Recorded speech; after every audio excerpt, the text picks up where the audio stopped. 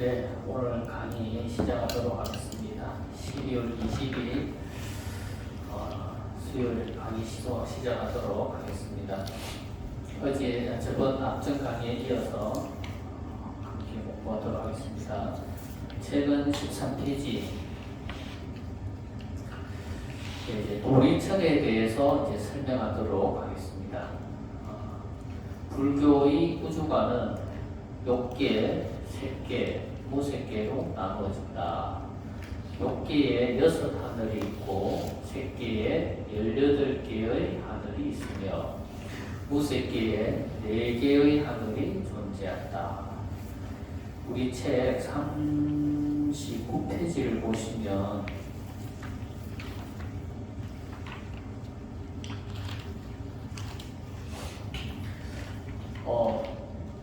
1-14번 그 경문에 보시면 위에서 하나, 둘, 셋째 줄에 보면 이제 사천왕천, 도리천, 수연마천, 오솔타천, 화락천, 그리고 타화자재천, 이제 요게 욕계의 6하늘이 됩니다. 물론 이제 그 뒤에 가면 함께 공부하겠지만 여기 보면 6개의 6하늘, 색계 18개의 하늘, 무색계의 4개의 하늘의 이름이 여기에 다 나온다고 보시면 되겠습니다. 지금 여기서 말하는 이제 도리천이란 바로 욕계 6하늘 중에서 2번째의 하늘에 속한다. 우리가 옛날에 이제 전설의 고향 같은 거 보면 옥황상제가 나오는데 이 옥황상제는 누구를 지칭하는 것인가 하면 바로 도리천의 천주가 바로 옥황상제이다. 이 도리천을 또 다른 말로는 지근천이라고 하는데 사실 부처님께서 천상세계의 도리천에 올라가셨지만 이 도리천도 사바세계와 밀접한 관계를 가지고 있는 하늘로 이 도리천은 천상과 인간계의 중간 저점에 위치한 하늘세계라고 할 수 있다. 그래서 이제 그림을 잠깐 그리자면 이제 불교에서도 항상 수미산이라는 걸 이야기하는데 이 수미산이 그림 보면 이렇게 해놨어요. 수미산이 이렇게 해놨어요. 이게 수미산이라고 한다면 수미산 이제 한 8분음선쯤에 이제 보면 사천왕천이 있다 그래요. 그러니까 동서남북 해가지고 사천왕천이 존재한다 이렇게 보고, 그리고 수미산 맨 꼭대기 점점을 이제 도리천이 있다 이렇게 봐요. 그러면 이 도리천을 수미산이 끝에 있기 때문에 이거를 다른 말로 하면 지거천이라고 해요. 지거천. 그러니까 땅 위에 있다. 땅 맨 꼭대기에 있는 하늘이라는 뜻이 되는 거예요. 그리고 이제 도리천 위에 있는 하늘부터는 이제 다 공통적으로 옹거천이라고 해요. 이제 허공 속에 존재하는 하늘 세계라는 거지. 그러니까 이 도리천은 우리 인간 세계와 하늘 세계의 딱 접점에 있는 거예요. 딱 접점. 그래서 이제 그렇기 때문에 우리 인간이 살아가고 있는 이 사바세계와 가장 밀접한 관계를 가지고 있다라고 이야기를 하는 거예요. 그러니까 사바세계에 보면 이제 부처님 초기 경전 같은 데 보면 부처님의 이제 불자들이 어떤 어려움을 당하거나 어떤 고난을 당하거나 이러면 도리천의 천주의 이제 도리천의 천주가 누구냐면, 천주라고 하는 것은 이 도리천의 가장 주인이라는 거잖아요, 그죠? 도리천주. 도리천주가 누구냐면 제서천왕이에요. 불교에서는 제석천왕이라고 하죠. 근데 도교에서는 우리가 이제 옥황상제,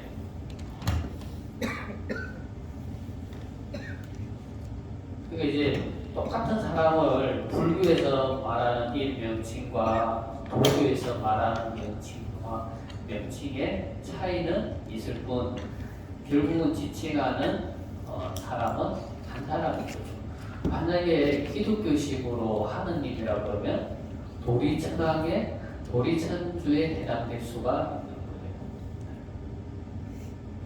그래서 도리천주의 제석천왕이 이제 아까 말씀드린 것처럼 불자들이 괴로움을 당하고 곤란함을 당하고 어려움을 당하면 도리천왕이 천주의 제석천왕이 인간 세상으로 내려와서 이렇게 도움을 주는 그런 이야기들이 많이 나와요. 그런 그 이유는 가장 사바세계 중생들과 가장 밀접한 영향을 가지고 있기 때문에 그렇다. 그렇게 보시면 되겠습니다. 자, 욕계란 식욕과 색욕의 욕망이 존재하는 세계를 말한다. 그래서 욕자를 붙여서 욕망이 존재하는 세계라는 의미를 가지고 있다. 그 다음의 세계인 색계는 식욕과 색욕의 욕망이 끊어진 세계이다. 이 세계는 욕망은 끊어지지만 물질이 색이 존재하는 세계이다. 그리고 마지막으로 무색계는 물질이 색이 소멸되어 없어진 세계로 오직 순수한 정신 세계만 존재하는 세계인데 우리가 말하는 영계란 바로 무색계를 지칭하는 것이라고도 볼 수 있다. 옛날 중국에 이제 노자라는 분이 있었는데 이분이 평소에 하신 말씀 중에 나에게는 큰 근심 걱정이 있는 것은 바로 나에게 몸이라는 것이 있기 때문이다라고 하였다고 한다. 이 노자는 깨달은 사람이다. 이 몸이 바로 근심, 걱정, 괴로움의 근원임을 깨달았기 때문에 몸이 얼마나 우리에게 괴로움과 고통을 주는지 알았던 것이다. 이 노자는 몸에 대한 염식 때문에 아마도 무색계천에 태어났을 것으로 생각해본다. 염심이란 건 뭐냐면 이 사바세계에 대한 집착하는 마음이 다 사라진 마음. 마치 한국에 사는 사람이 비교하자면 마치 한국에 사는 사람이 미국에 이민을 갈 준비를 하고 있어요. 이민을 갈 준비를 하고 있으면 그럼 한국에 있는 집착이 다 사라지겠죠. 왜 내가 이민 갈 나라에 대한 관심을 더 많이 가지지 한국에 대한 관심을 덜 가질 거 아니에요. 그죠? 마찬가지로 이 몸에 대한 집착이 떨어진다는 것은 이 사바세계에 대한 집착이 사라진다는 것과 같은 거예요. 그러니까 이 사바세계는 물질로 이루어진 세계이기 때문에 이 사바세계에서 몸이라는 것이 없으면 살아갈 수가 없는 거예요. 그러니까 이 몸에 대한 집착, 몸에 대한 근심이 떨어진다는 것은 최소한 죽으면 욕계에 벗어난 최소한 색계 세상에 색계 18천에 태어날 수가 없는 거예요. 근데 몸에 대한 집착이 많으면서 성금공덕을 닦으면 욕계 세상에서 욕계라고 하는 정도에만 태어나는 거고 이 몸에 대한 집착이 떨어지면서 수행을 하게 되면 이제 색계 정도의 색계라고 하는 천상세계에 태어날 수가 있다는 거죠. 그래서 우리가 생각해 볼 때 뭐 천상세계에 태어나는 것이 쉬운 것 같아도 정말 그렇게 쉬운 것은 아니다. 정말 천상세계에 태어나는 것이 얼마나 어려운지 알아야 돼요.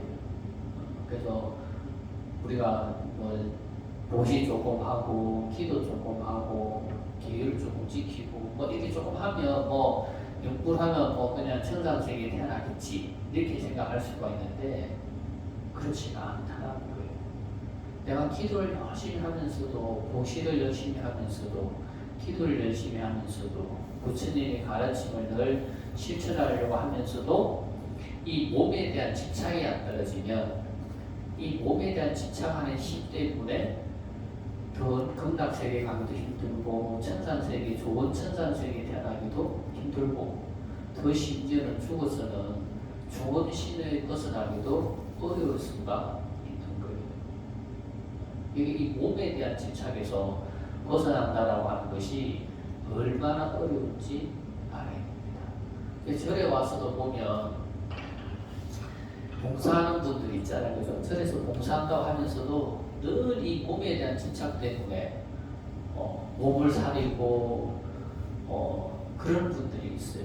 그게 뭐냐면 자기 몸에 대한 집착하는 힘 때문에 그렇게 되는 거예요. 물론 이제 몸이 아파서 내가 하고 싶어도 못하는 거는 어쩔 수 없지만 늘 몸을 생각하고 몸이 아프면 어떨까, 몸이 이러면 어떨까, 저러면 어떨까 하는 그런 몸에 대한 집착이 많으면 좋은 천상세계에 태어나기가 어렵다. 그렇게 생각하시면 되겠어요. 자, 이제 경문에 우리 한번 보면은 이제 바로 앞장에 그죠? 11페이지 보시면 나는 이와 같이 부처님께 들었습니다. 한때 부처님께서 도리천공에 계시면서 어머니를 위해 설법하셨습니다. 이랬잖아요. 그죠? 이 대목을 가지고 한번 보세요. 자, 어머니를 위해서 설법하셨다라고 하는 것에 대해서 살펴보겠다.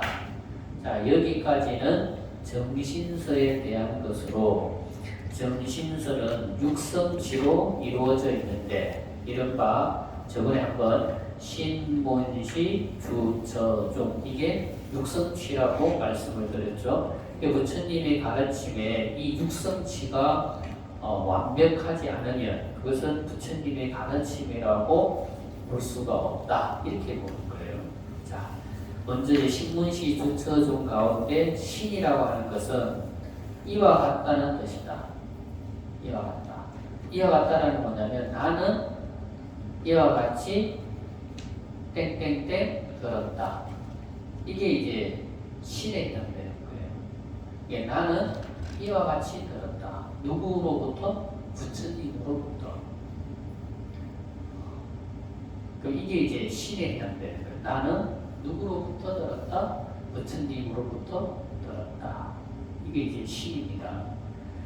그 다음에 문은 뭡니까? 들었다라는 말이 문이 되는 거죠. 그죠? 들었다. 그 다음에 시는 이때, 한때, 이것을 시가 되는 거예요. 신문시, 그죠? 신문시 됐죠? 그 다음에 주처중이 남았죠? 주는 뭡니까?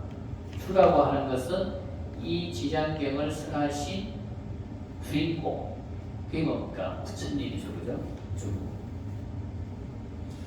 그 다음에 처라고 하는 것은 설법하신 장소. 어디입니까? 도리천공.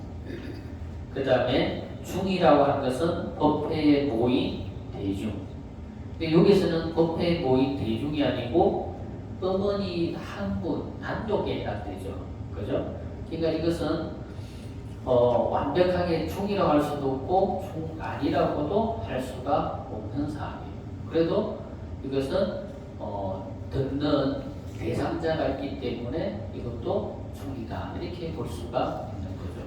물론 어머니를 위해서 했는데 그때 참석했던 모든 대중들이 함께 듣게 되잖아요. 그죠? 그렇기 때문에 의면이 따지면 이제 중이 갖추어진 거예요. 그래서 이렇게와 같이 신문시, 주처, 중이라고 하는 6가지가 구비되어야지만이 부처님의 가르침이다. 이렇게 보는 거예요.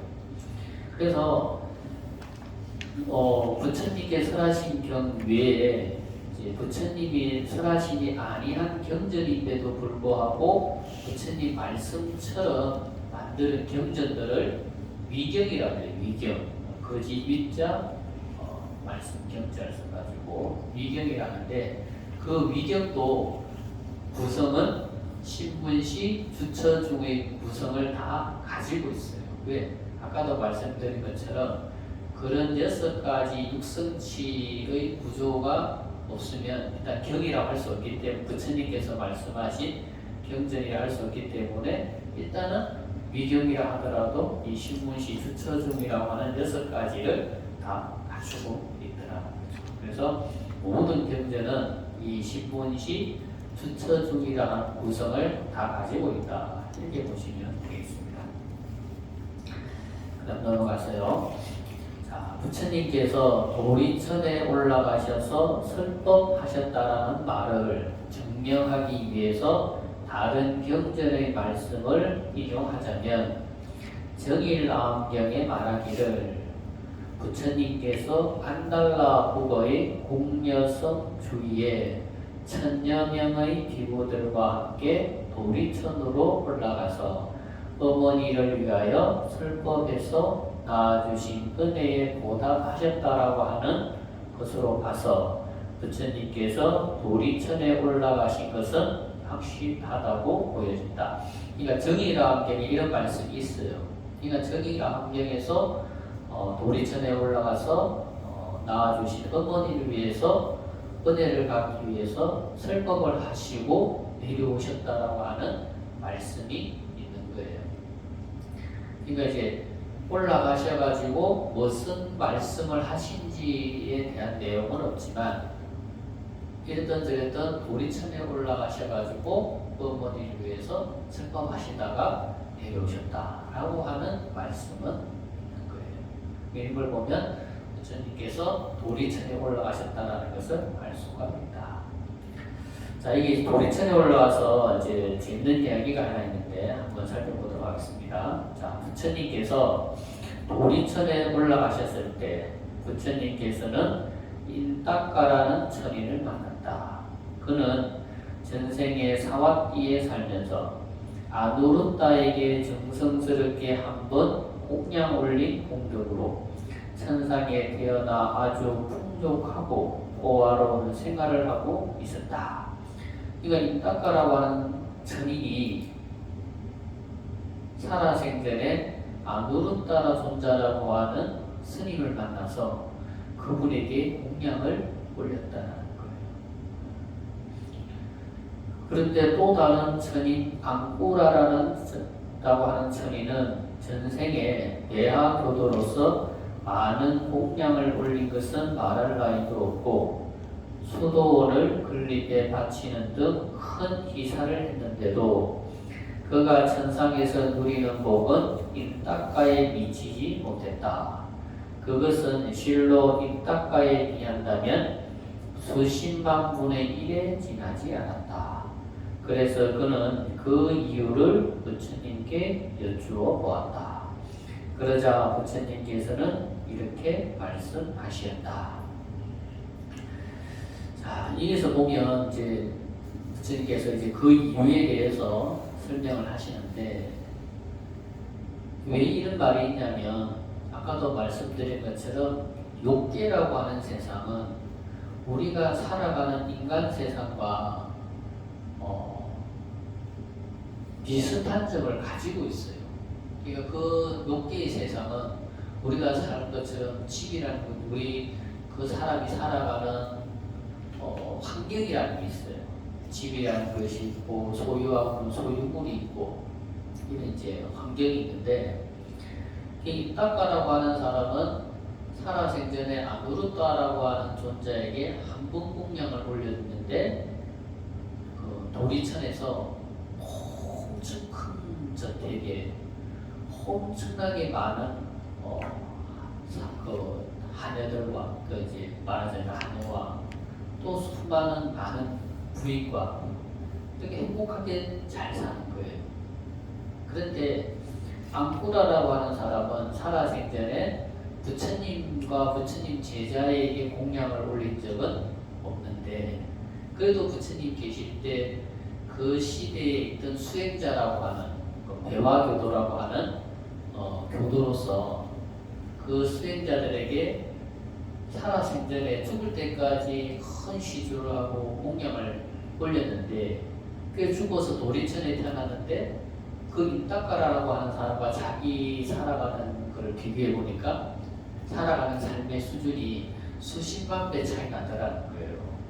한 번 공양 올리는데 자기보다 수십만 배 차이 나게 잘 사는 인따까라고 하는 청인과 자기는 죽을 때까지 배와 교도로서 많은 그 수행자들에게 수도원도 지어주고 공양 올리고 많은 후원을 했는데 자기는 오작 죽어서 올라와 보니까 인따까에 비하니까 10만 분, 몇십만 분의 픽밖에 안 됐더라는 거예요. 그러니까 당연히 궁금할 거 아니에요. 하루 공양 올린 사람과 평생을 바쳐서 공양 올린 사람이 받는 복보의 차이가 이만큼 크니까 아무도 궁금할 거 아닙니까, 그죠? 그래서 이제 질문을 한 거예요. 그런데 아누르타에게 공양 한번 올린 사람을 한번 생각해 보세요. 이 인따까라고 하는 사람은 앙꾸라라고 하는 사람처럼 살아생전에 돈이 많고 잘 살고 또 삶이 넉넉한 사람이 아니었어요. 그런데 아누르타에게 자기가 먹을 것 하루의 공양을 자기 자신을 위해서 쓰지 않고 아누르타 존자를 위해서 공양을 올린 거예요. 근데 사실 먹을 것이 풍족하지 않은 세상에서는 그건 엄청 힘든 일이에요. 우리가 지금 잘 살면서, 그죠? 잘 사는 사람이 돈을 몇백억, 몇십억 가진 사람이 절에 덕심만짜리 하나 다는 거 하고, 그죠?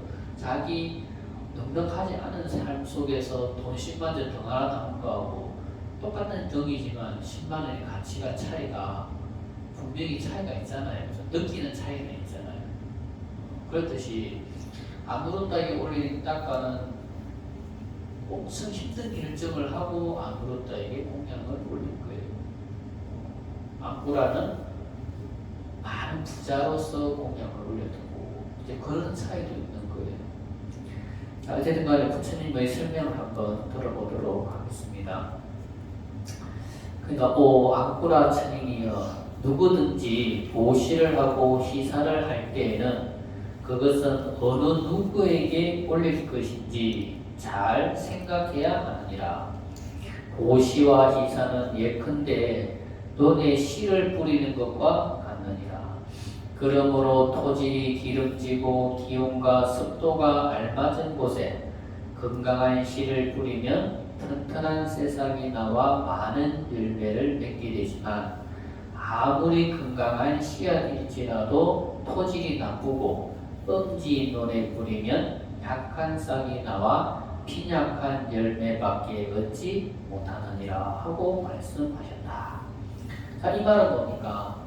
여러분들 텃밭을 가까보고 어릴 때 농사 짓는 거 보면 왜 농사 짓을 때 보면 왜 천수답이라고 있잖아요, 그죠? 그 천수답이 다른 농보다 비싸잖아요. 왜 그래요?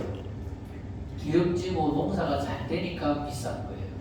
그러니까 기름지고 농사 짓을 때 씨를 뿌리고 똑같은 씨를 뿌리고 하더라도 얻어지는 수확이 다른 거예요.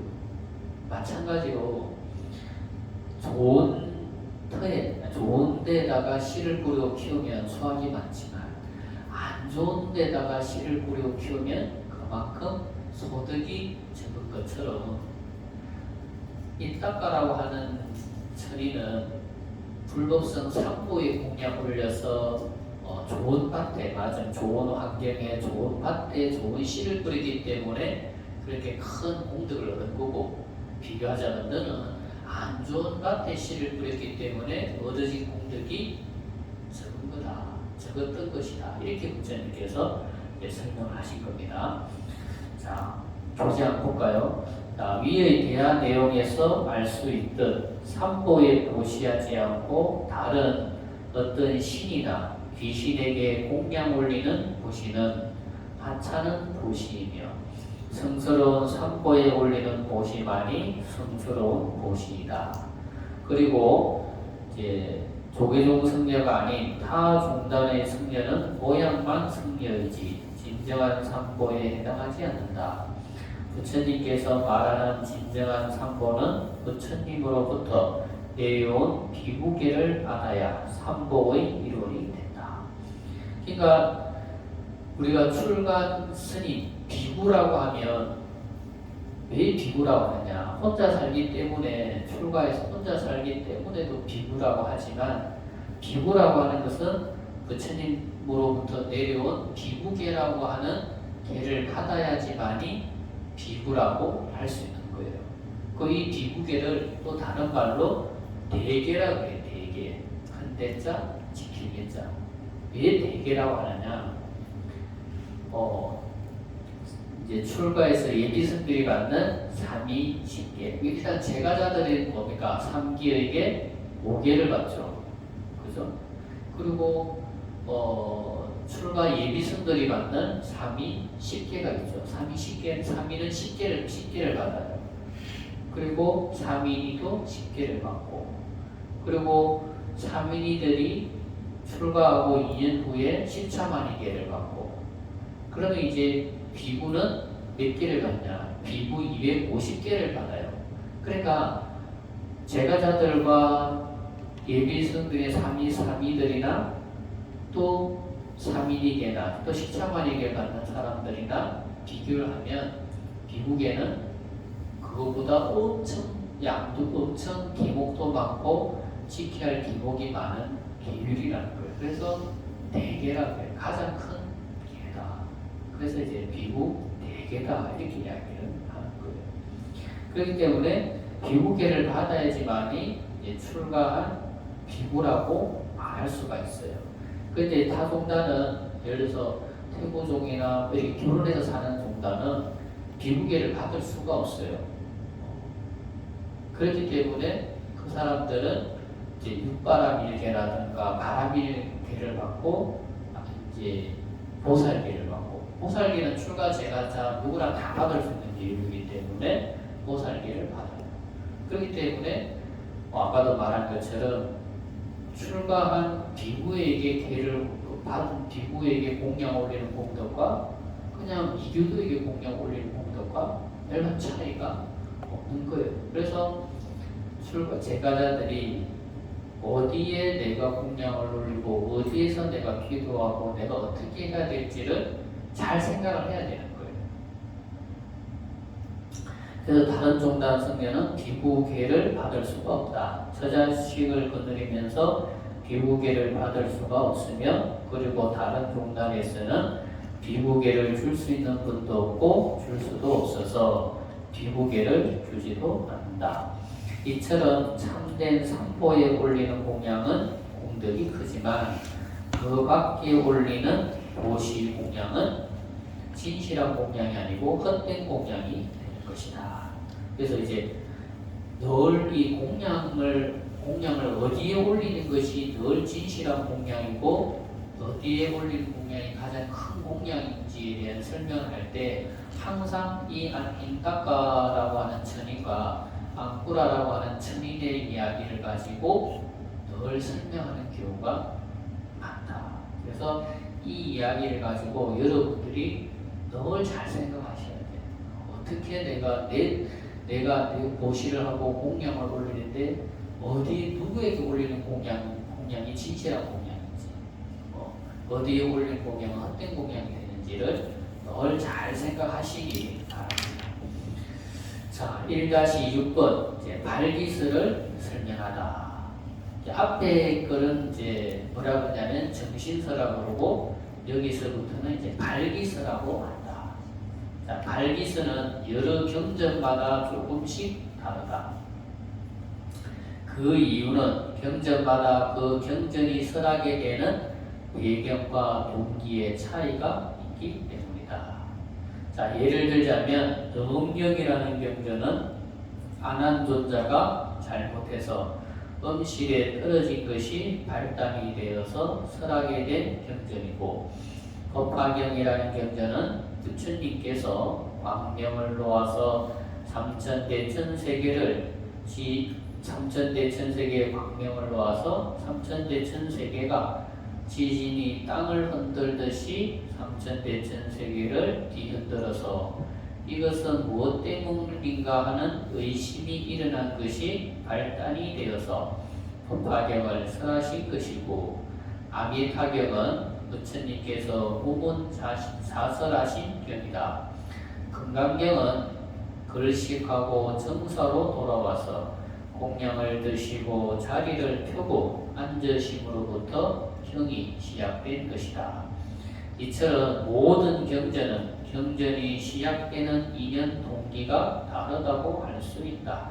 그래서 어떤 이유로 부처님께서 설법하신 것인지를 살펴볼 필요가 있다. 그래서 발기설하고 하는 것은 모든 경전마다 다 설하게 된 동기와 배경, 이유가 다 다르다. 우리 지장경은 아시다시피 어머니를 위해서 부처님께서 어머니의 은혜를 갚기 위해서 설하시게 된 것이 지장경의 발기설의 이유가 된다. 이렇게 보시면 되겠습니다.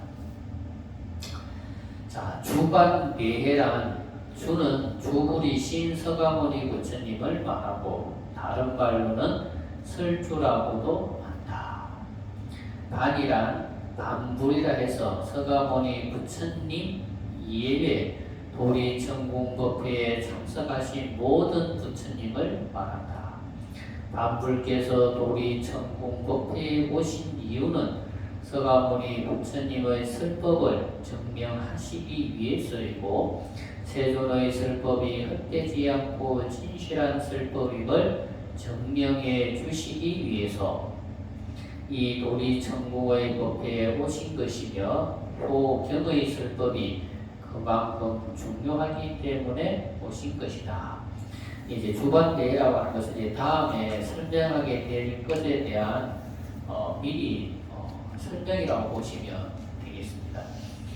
앞에 설명한 것처럼 주는 여기에서 법화경을 지장경을 설하시는 서가모니 부처님, 반이라고 하는 것은 서가모니 부처님께서 설법을 하실 때 참석하신 수많은 불보살님, 이걸 이제 반이다. 그래서 이것을 주불, 반불 이렇게 이야기를 합니다. 그래서 반불인 수많은 불보살님들이 도리천공에 이렇게 오신 것은 부처님의 설법을 증명하기 위해서 오신 것이고 또 부처님의 설법이 헛되지 않고 진실한 설법이라는 것을 증명하기 위해서 오신 것이다. 이렇게 보시면 되겠어요. 두 가지 이유가 있는 거죠.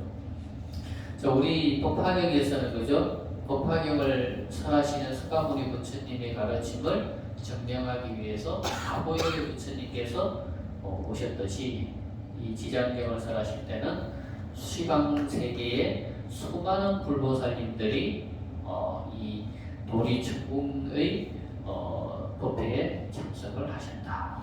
이렇게 보시면 되는데 그러면 시방세계의 수많은 불보살님들이 이 지장경을 설하시는 도리천공 법회에 오신 이유는 우리가 생각해 보세요. 인간 세상에 누구나 부모가 없이 그저 태어난 사람은 없는 거예요. 그러니까 시방세계 부처님, 시방세계 불보살님도 다 처음에는 부모님의 은혜를 빌어서 다 태어나셨던 거예요.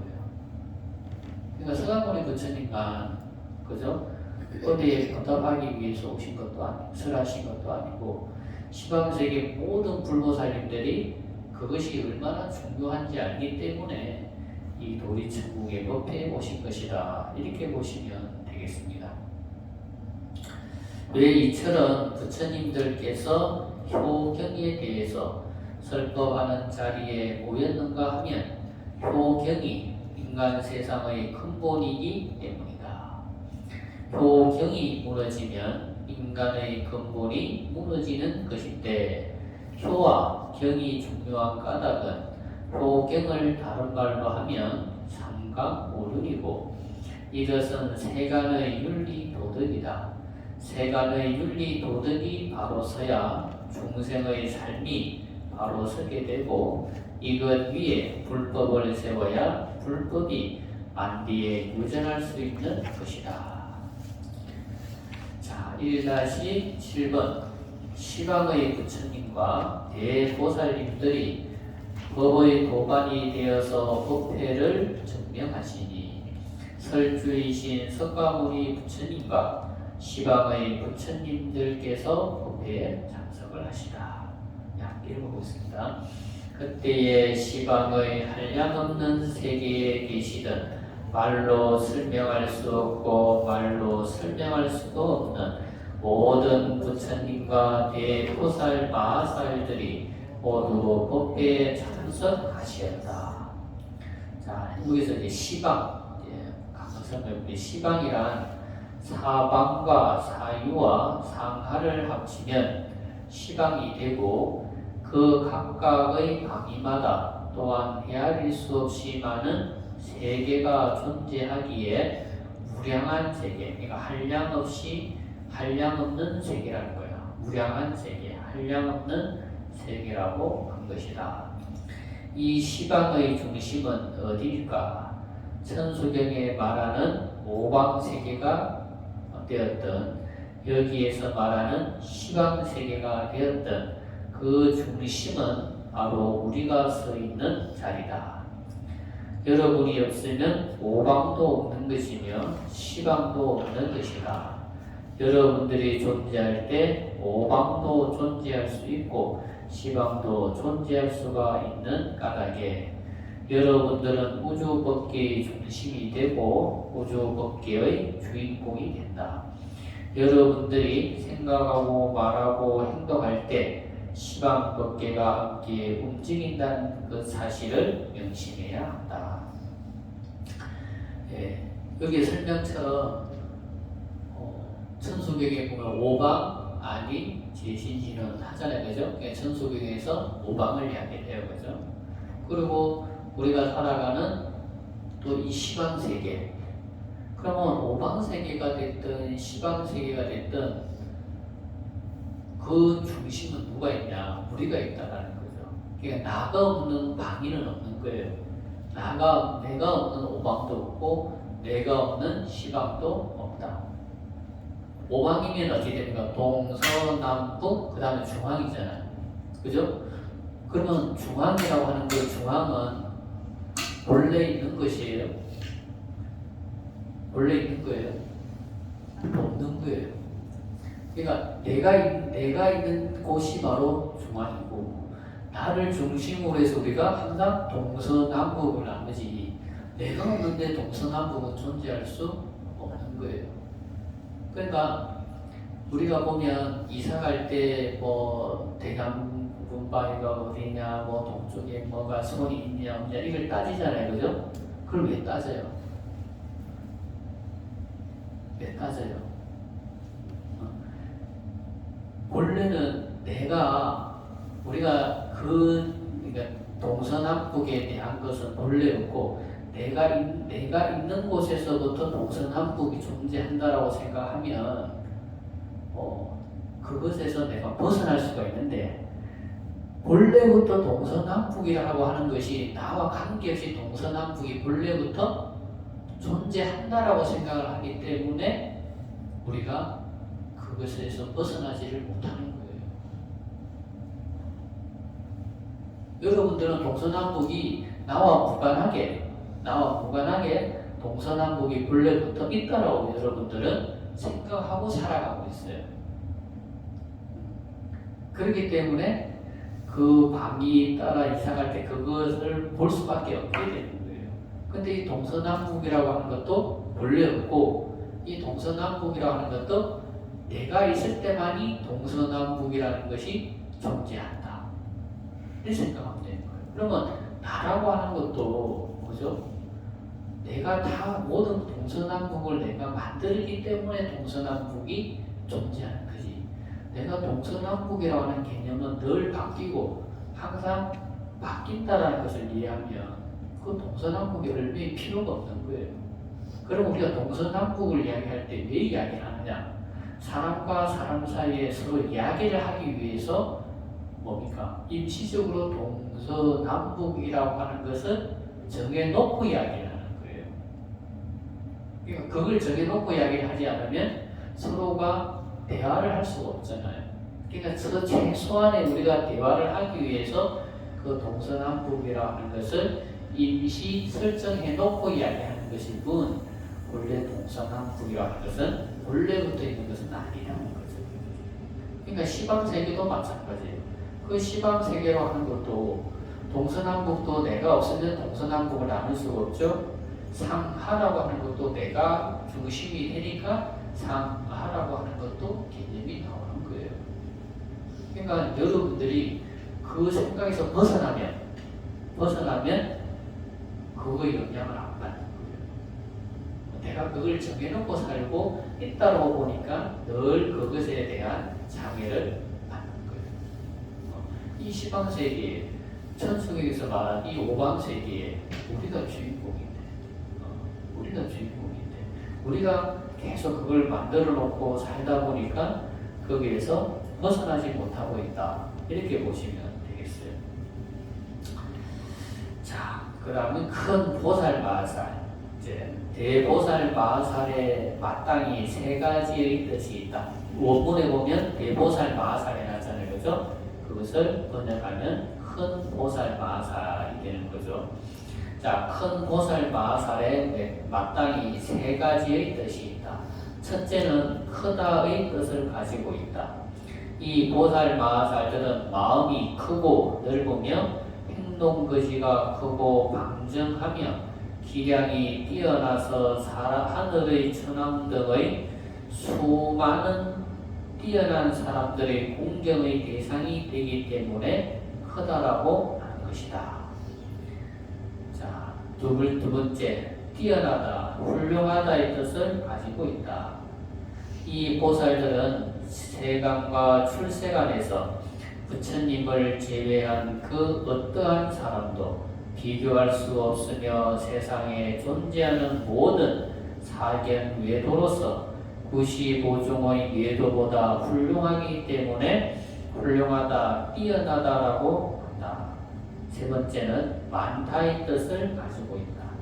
이 보살은 모든 것을 두루 알고 시방법계의 내배를 모두 알고 정사의 일체 모든 경전을 모두 통달해서 아시는 까닭에 두루하다라고 하는 것이다. 그러니까 두루하다, 많다 이렇게 보시면 되겠습니다.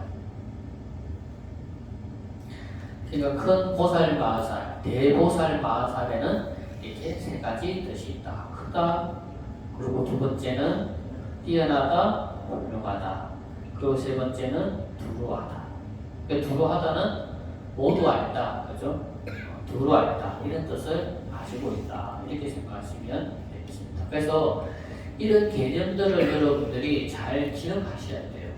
그래야 여러분들이 경전을 읽으면서 뭐 대보살마살이든 큰보살마살이든 놓으면 어떤 의미로 이야기하고 있구나 이렇게 알 수가 있거든요. 그러니까 이런 기본 개념을 이해하지 못하고 읽으면 아무리 읽어도 그 경전에서 말하는 의미가 머리에 들어오지가 않게 되는 거예요. 그런 것을 개념을 잘 이해해야 딱 보면 이게서 어떤 의미를 가지고 있구나라고 여러분들이 알 수가 있는 거예요.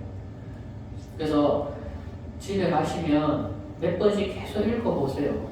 그러면 그런 기본적인 개념들을 여러분들이 이해할 수가 있다. 그렇게 말씀을 드리겠습니다. 자, 1-8번 주관 정명, 설주와 계기 도태를 증명하시라. 읽어보겠습니다. 그분들이 서가모니 부처님께서 오탁악세에서 불가사의한 대지의 신통력을 나누어서 강강한 중생들을 조복해서 괴로움과 즐거움의 실제를 알게 하신다고讚叹하시고. 자, 오탁악세를 먼저 보겠습니다. 오탁악세, 그 경문에 보면 오탁악세에서 이런 말이 있지 않습니까? 자, 오탁악세란 5가지로 인해서 세상이 혼탁하다는 뜻이다. 자, 탁이란 오염이 되었다라는 말인데 지금 물질 문명의 발달로 인해서 환경오염이 심각한 상태에 빠졌다. 예전 50년 전이나 100년 전에 환경오염이라는 말도 없었고 또한 환경보호라는 구호도 없었다. 지금은 세계 각국이 환경오염으로부터 지구를 구하기 위해서 다각도로 연구하고 노력하고 있는 실정이다. 하지만 세계 각국의 지도자들이 간과하고 있는 것이 있다. 이 지구가 이처럼 파괴되고 오염된 이유가 바로 중생들의 삼독심에 의해서 세상이 이처럼 파괴되고 오염되고 있는 줄은 모르고 근본 해결책을 제시하기보다는 지말적인 것에 매달려 해결책을 제시하고 있지 않은지 생각해 봐야 한다. 자, 지말적이라고 하는 이유는 각국의 환경법을 만들어서 규제하고 있다. 하지만 더 근본적인 해결책은 인간의 근본적인 의식, 즉 인식을 바꾸지 못한다면 규제로만 가지고 해결하는 데에는 한계가 있다는 말이다. 자, 그렇다면 오탁이란 무엇인지 살펴보자. 자, 오란 5가지라는 말이고 탁이란 오염되었다는 말이다. 불경 속에서 말하는 오탁에서 우리 법화경에도 오탁이 나오지 않습니까? 그죠? 네, 오탁에 대해서 잘 이해해야 합니다. 자, 오탁에서 처음이 바로 급탁인데 급이란 바로 시간을 말하는데 매우 오염된 시대를 말하는 것으로 지금으로 말하면 전쟁, 기아, 질병, 기근, 자연재해 등의 다양한 재앙을 말한다. 그러니까 급이라는 건 시간의 단위예요. 불교에서 말하는 시간의 단위. 그러니까 탁이라는 것은 혼탁하다, 더럽다, 오염되었다라는 뜻이잖아요. 그래서 그러면 우리가 살아가고 있는 시대가 오염이 되었다. 뭐로부터? 전쟁, 기아, 질병, 기근, 자연재해 등 다양한 재앙으로 인해서 우리가 살아가고 있는 세상이 그만큼 혼탁하다. 이런 뜻으로 이해하시면 되겠습니다. 두 번째는 견탁인데 견이란 다름이 아니라 사상, 견해를 말하는데 견탁이라 했으니 사상이 삿되고 견해가 삿됨을 말한다.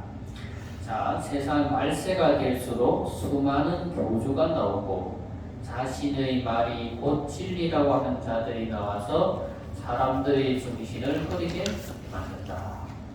전에 어떤 사람 이야기 들으니까 기독교계에 사는 말인데 세상에 교주라고 하는 사람들이 참 많이 나오는데 그 중에서도 세상에 교주라고 하는 사람들이 제일 많이 나오는 데가 대한민국이에요. 내가 구원자라고 하면서 내가 교주라고 하면서 나오는데 제일 많이 나오는 데가 대한민국이에요. 기독교인도 이야기 하더라고요.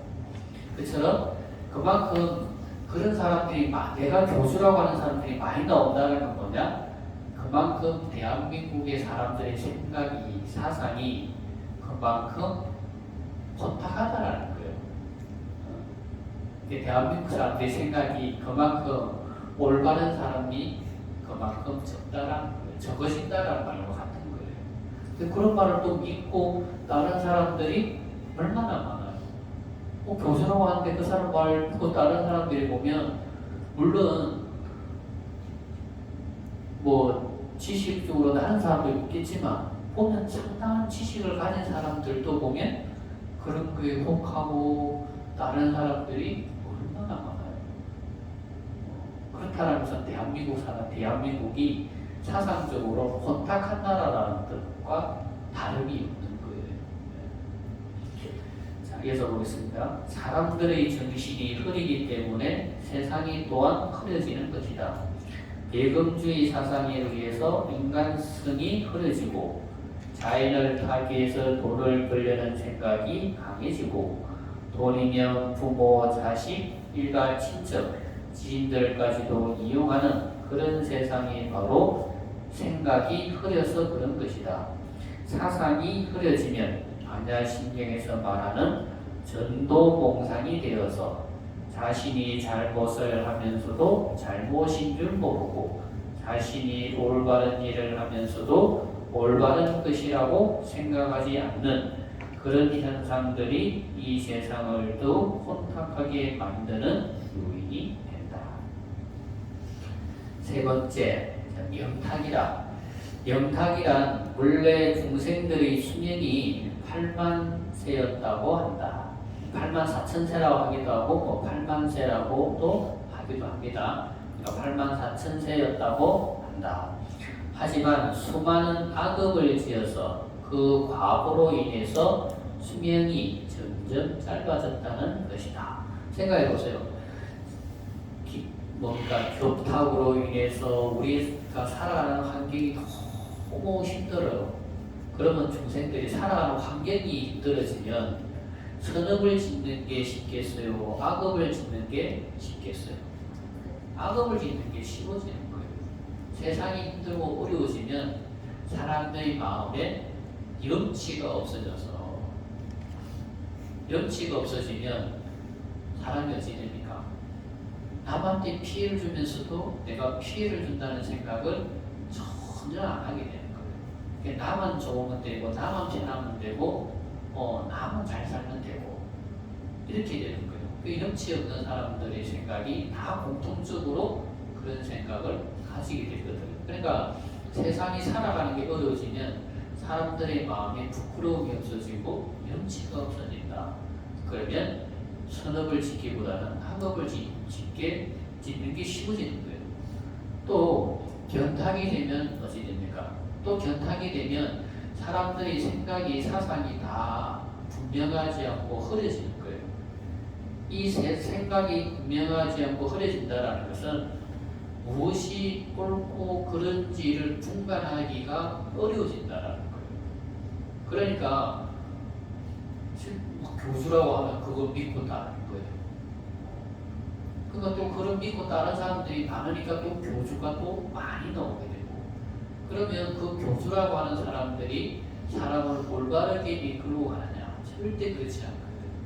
자기 사익과 사욕을 채우기 위해서 사람들을 이용하고 조종한단 말이에요.